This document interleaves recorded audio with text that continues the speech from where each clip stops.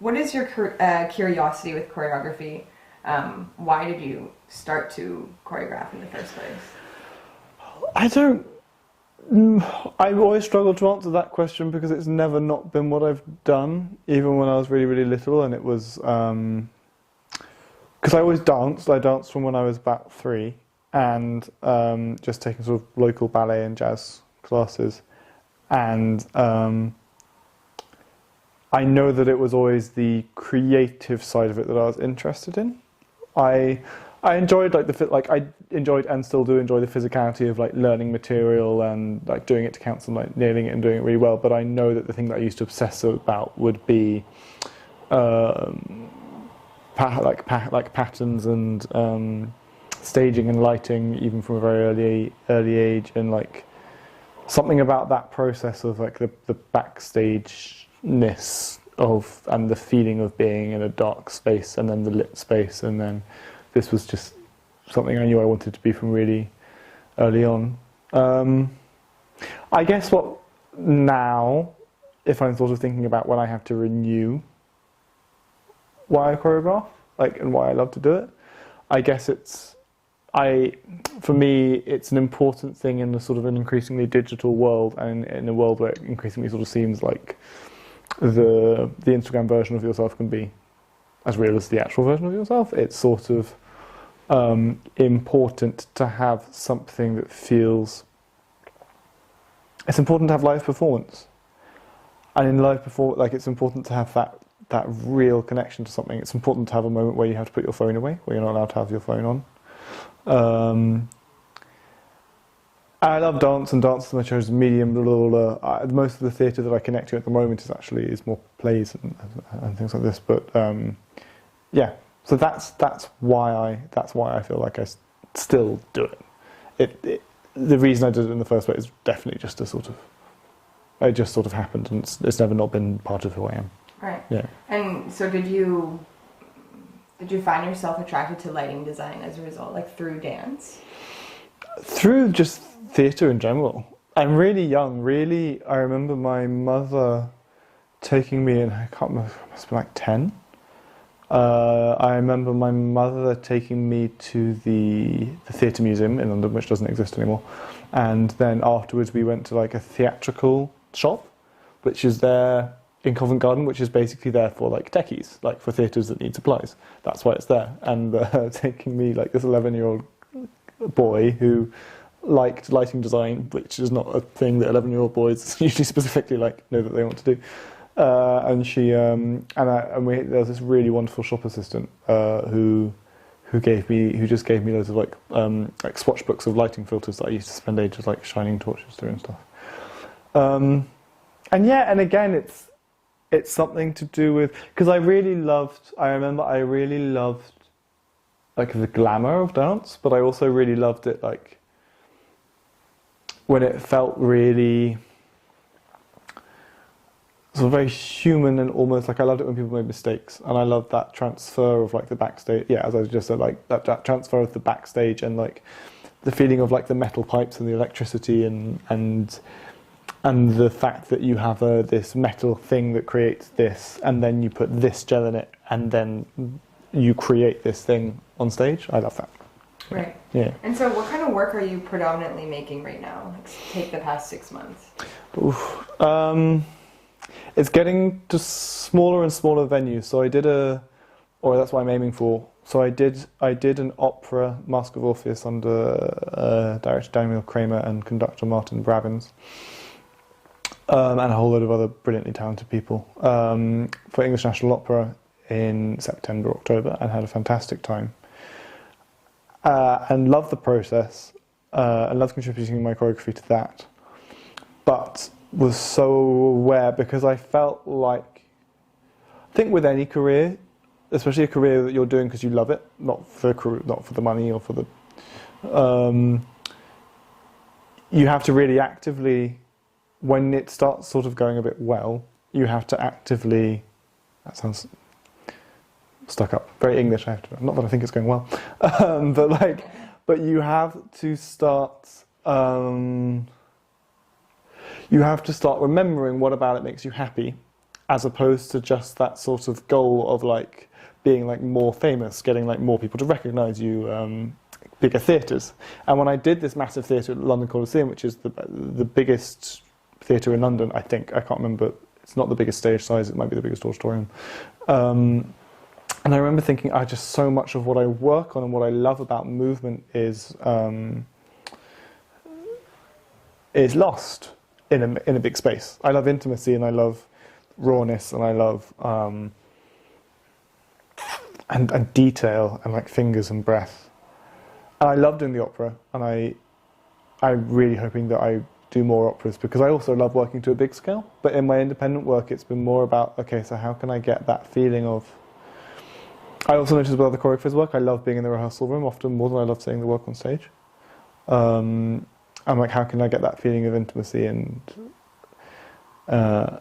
so on in a dance work? And then I think it's been a process of stripping, in my own choreographic work, it's been a process of stripping down, it's been stripping back elements like a concept, and I mean there is a concept, but not in an intellectual sense, but sort of stripping back a lot of perhaps maybe more fantastical, maybe more spectacular elements, and really coming down to the movement composition, because it's movement composition that I love. It's how bodies combine in patterns and shapes, and how that can, and breath and rhythm, and how that can be beautiful and captivating, and then also say a lot about the dancers, and how it can be quite emotional as well. And I guess the other thing that's come up for me, which I think is related to both of those things, is this idea of dance as portraiture, the idea of like watching a dancer tells you about the dancer. Right. And so really so a lot of my work is now stripped back in small spaces, just about composition, and it's often maybe now emotional more in a raw way more than a performed way, I would say, because we work hard, or I work hard with the collaborators that I'm with to find that emotion within the movement that we make. And is that often like a starting point for you then? I mean, I'm sure it really differs depending on depending on who you're working with or where or for what purpose. But do you find that there's kind of a certain theme or motif that keeps repeating in your work in terms of where you start from? I always start from... I have a small handful of compositional tools, scoring tools, choreographic tools, that I start off with on the first day or the first few days. But a lot of it with every process is about sharpening my own intuition. So although I might start with a tool, it'll often then see me going with my gut and just saying what I feel should come next. I feel like that's when my work is strongest, is when I follow my intuition, when I've worried about what people will think it's about or what people will think is cool. When I stop worrying about what people think it's about, and then when I've just followed my sense of how I feel about it, that's usually how the start of my process goes.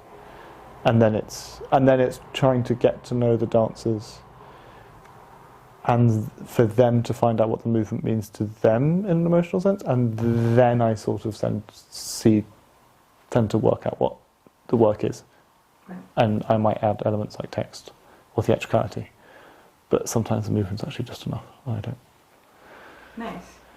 I remember when we were working together, even like the first few days we did do a lot of a lot of tools. Maybe you could talk about that a little bit, actually, like what kind of tools you mean when you just say that.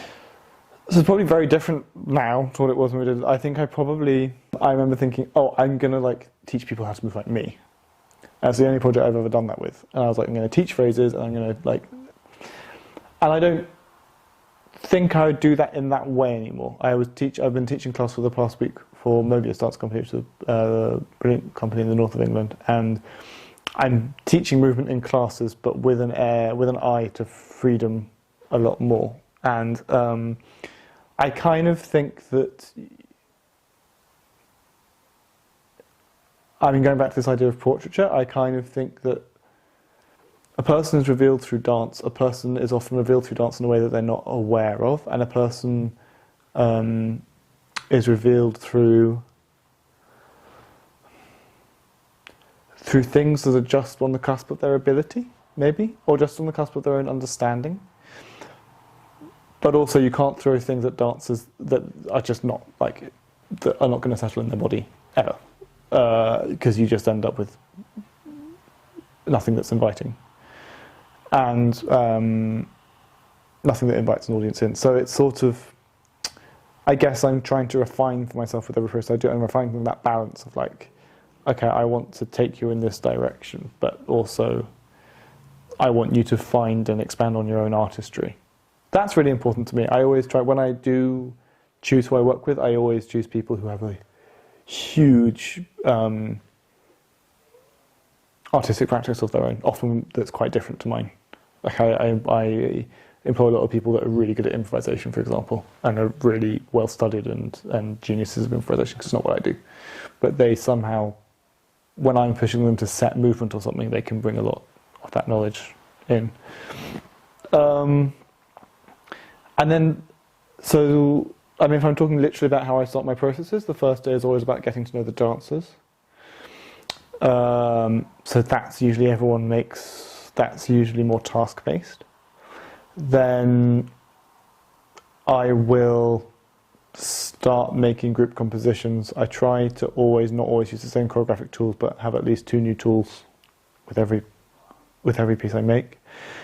And then that's just a case of just keeping at it, and just keeping making and keeping making and keeping making and keeping making, and then going away, deleting the not so good stuff, expanding on the stuff that really works, keeping on making, keeping on making, keeping on making. Make lots of group composition, take away 5 of the dancers, just have 2, see what that does. Repeat things. I mean, when I was, not so much now, but probably a few years ago, I would have said that narrative was one of my foremost interests, and I think that I don't sort of study or research narrative now, but I have a sort of sense of I love when you sort of see, when you can capture in a complex movement composition, when you can capture one person's, what they're going through, and maybe you want to follow that and maybe you don't. Right. But then again, it's different for every process. Yeah. And I'm trying to now, instead, because I think that I always used to start pieces in the same way and then the ending would be a bit different. Now I'm trying to actually change how I start and actually see if the emotional side can come. I'm almost putting the next couple of pieces I have planned in the next few months, I'm putting concept back into the composition, but they're as one rather than separate. See how that goes. Could be terrible. You never know, we're going to try. Yeah. Okay, so then I want to go on to something a little bit different now. Yeah. I want to talk about the relationship that dance and lighting share for you. Yeah. This creator to audience relationship, and how you use dance and lighting together to communicate with the audience. That's something that's really changed. I would say in the past year, maybe past 2 years. I think that what I've always felt that lighting design and dance share is more than a linguistic art form. What do you mean by linguistic art form? Like a play, okay. or a book, or if we're talking about to be less complex, if we're talking about performance art, so as opposed to plays and musicals and songs, right, and spoken and songs with lyrics, you just rely. I mean, a bit and like music as well. You just you somewhat rely on that.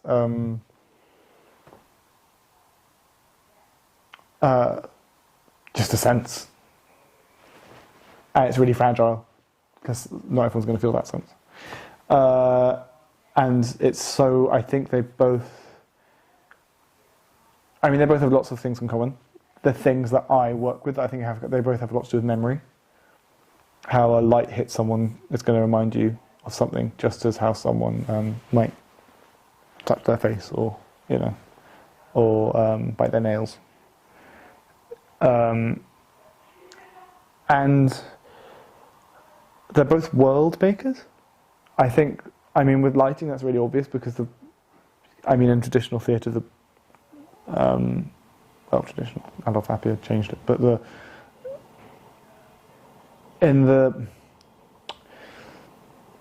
in most theatre, in musicals, the lighting is there to create a specific world, and lighting has that power.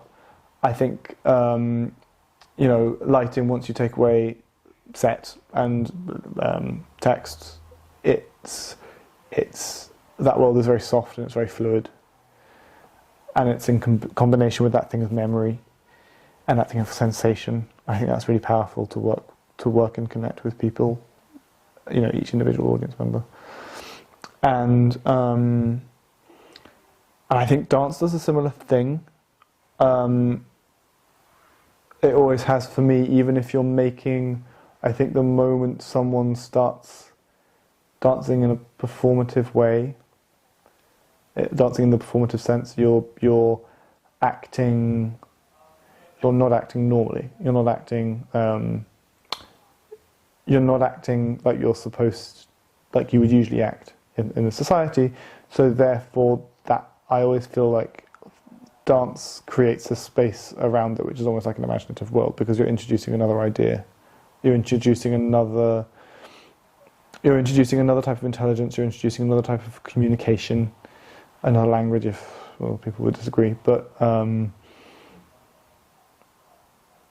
you're introducing a different set of rules into that space, and for me, that then creates a world, and then when you introduce, and that only gets stronger with other people, when other people join it, even if it's in a gallery or it's in it's in the street, and you just see someone performing a dance in the street. It's a whole other, and then there's all this with influence and culture and all of this that goes into that as well.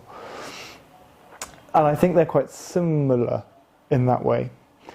But I think that what's changed for me is that when I was probably sort of just finishing my undergraduate and when I was starting my postgraduate, and a bit after maybe, certainly when I was doing dance as, that was like my main thing. I was really like creating other worlds, and also my first lighting design jobs. My first lighting design job was with Carlos Ponzguera, a Donado Dance Theatre, who I still adore and still love working with, and we have a new show premiering at the end of the month. And he's all about creating other worlds, and the process with him was always about, like, he'd show me all of these films. He's from Gran Canaria, and he'd show me all of these foreign films I'd never seen, and these whole worlds, and like, I loved creating worlds, and I still do. And my own work always used to be about these sort of, this drama and these shadows and this otherworldly thing. I think that what's changed, and I think a lot of it has to do with training in Austria and seeing different sort of work, and also my main, for that year that I was training in Austria, the main lighting I was doing being in a theatre at Seed, which is essentially a white room. You have to light in reaction to the space and with it, as opposed to in a black box where you might be trying to create an entirely new imaginative space. So so the lighting becomes about highlighting the space you're in, and therefore highlighting the dancers as who they are. So it really opened up my mind in how I light now in general. Not always. If I'm in a black box, I'll light for a black box. But I had an interest less in like creating worlds out of a dark space, and more about what's the world we're actually in. And so maybe my idea of world making has become more about how does light in combination with the place we're actually in relate to the imagination. rather than a complete theatrical experience, I guess. And that, I think, is reflective also of my choreography become more about sort of portraiture, more about rawness, more about being very close, more about stripped back composition. So I work now with my lighting is a lot more architectural. I'd say I also light a lot more like plays than I do like dance.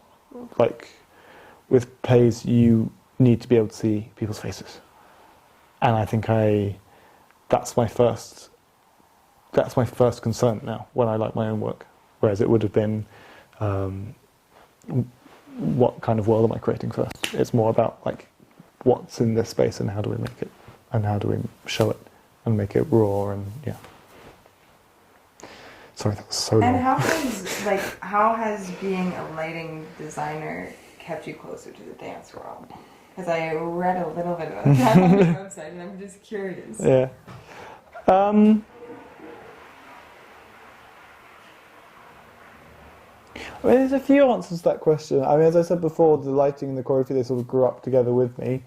When I was training, I got very injured.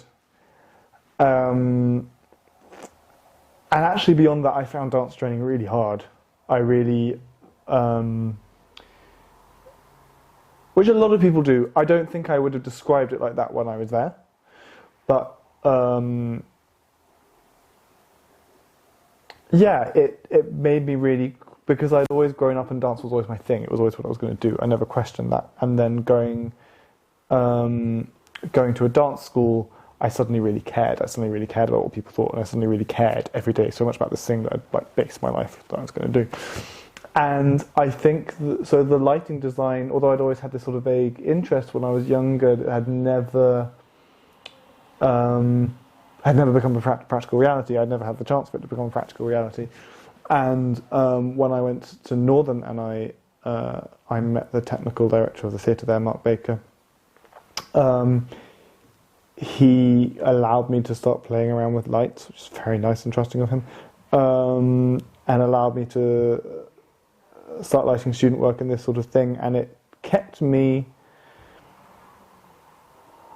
from going mad, I think, in relation to dance, because I had this other way of starting a conversation with my fellow artists and also with and also within myself, that that somewhat relaxed me from the profound stress I felt having to wear tights every day. So it profound stress.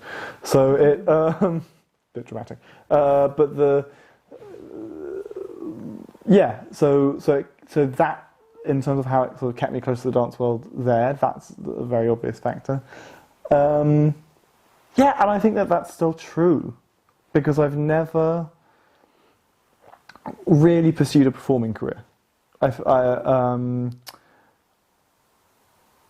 Not for any particular reason, other than that's just not how it worked out. Like, I got work pretty immediately as a lighting designer and then as a choreographer. And I didn't have time to go to auditions or spend lots of time working out at the gym and making sure that I was fit enough to go to those auditions. And what lighting did there was it kept me close to other choreographers, and it still does. And at one point there was a time when it seemed like the choreography was going to take over and I'd do less lighting design, but actually I don't think I'd ever do that, because it's very important to me to be part of how someone else works, and to be taught about that and learn from the people, and be told, no, I don't like that idea, let's discuss something else, let's think in a different way. So it still keeps me close to the dance world in that way as well.